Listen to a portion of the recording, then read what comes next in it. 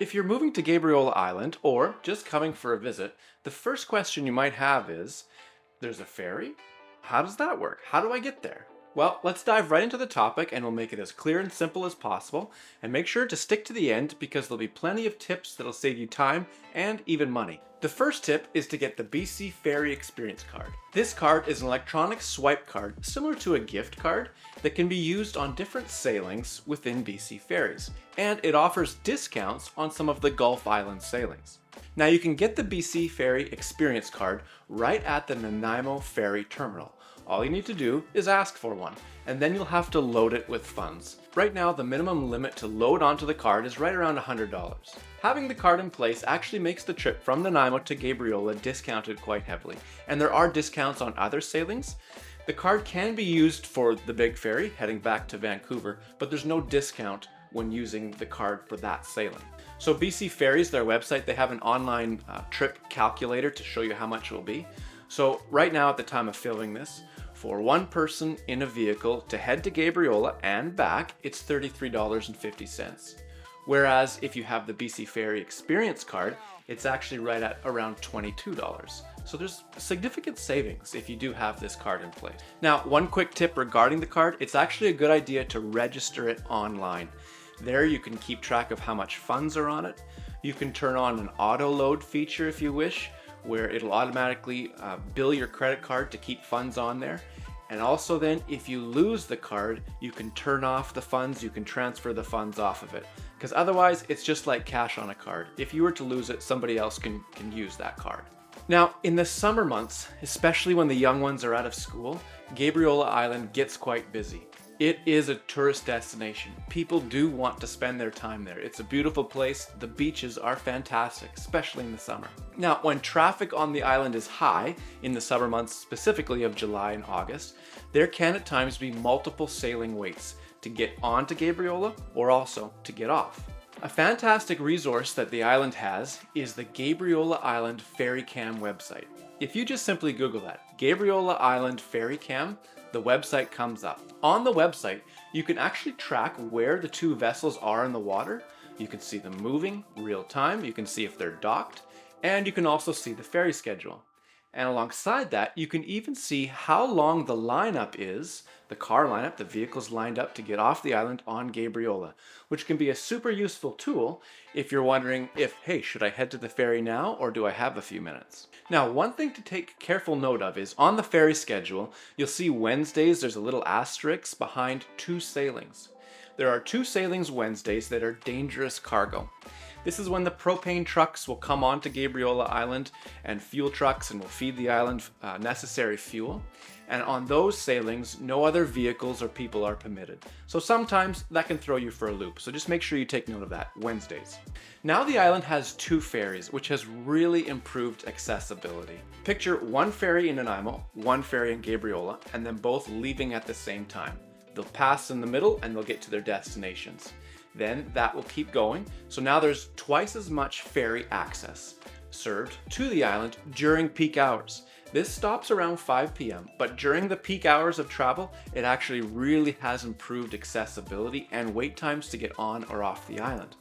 Now, let's assume that you're just heading to Gabriola for the first time. Once you get to the Nanaimo side ferry terminal, you can ask the personnel at the booth, at the counter, if the ferry's on time and how things are looking. They're very friendly there, they're very helpful and willing to help. Hi there, just one.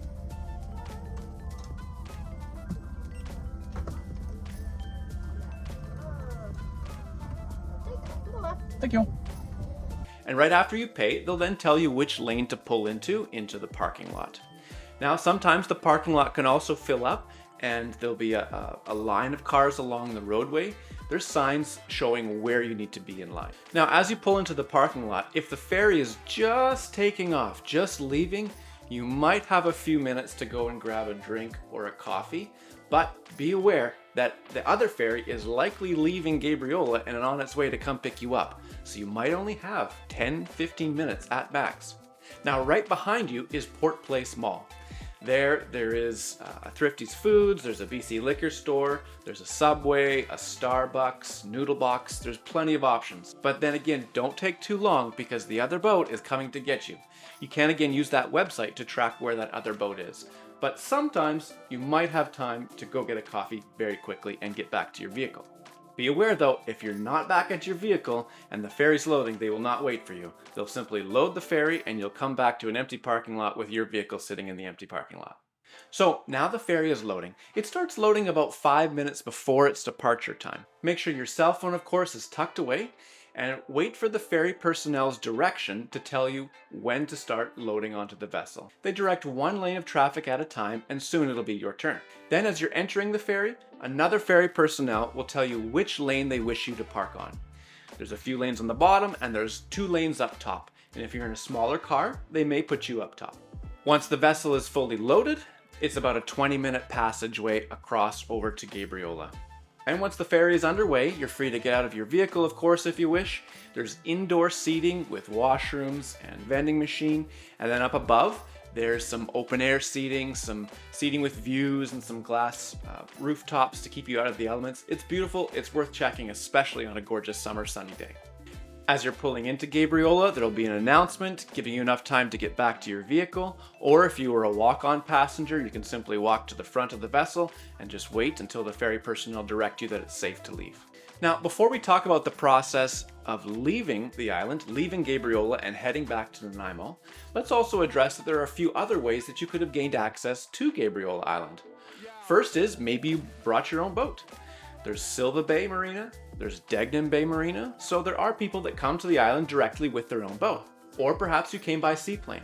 Gabriola has seaplane access directly from YVR's South Airport Terminal. It's super handy, it's like a 15-minute flight, and you're in Vancouver or you're on Gabriola. Very handy, very convenient. Now, when you're ready to leave the island, on BC Ferries, there's no cost. That ticket that you purchased on the Nanaimo side was for a round-trip fare, so there's no cost to get off the island. Once again, reference that website, Gabriola Ferry Cam, and you'll see the schedule, and you'll see where the vessels are, and you'll be able to see the lineup. The ferry lineup to leave Gabriola Island stretches along Taylor Bay Road. You'll often see a line of cars there. And there is this designated area to do a U-turn on Taylor Bay Road to get into the ferry lineup. Now, sometimes the lineup of vehicles extends beyond this designated U-turn area. It's very important that you don't do a U-turn on Taylor Bay Road itself. It's very, very dangerous. There's many blind corners and hills and turns, and there's many signs that say, please, no U-turns. If you keep going up Taylor Bay Road, you'll come to Ivory, and there's a designated U-turn area there and spot for you to safely perform a U-turn there, and then come back and get into the lineup. Now, once you're in the lineup and your vehicle is parked safely, assuming that you have time, down by the water, there are washrooms, and there's also a little coffee shop that's open up in the mornings called Hole in the Wall. They have excellent breakfast sandwiches and wraps and really good coffee. Once the ferry lineup starts moving onto the vessel, you'll be directed again by ferry personnel. They'll tell you which lane to park in, and that's it. You've left the island successfully.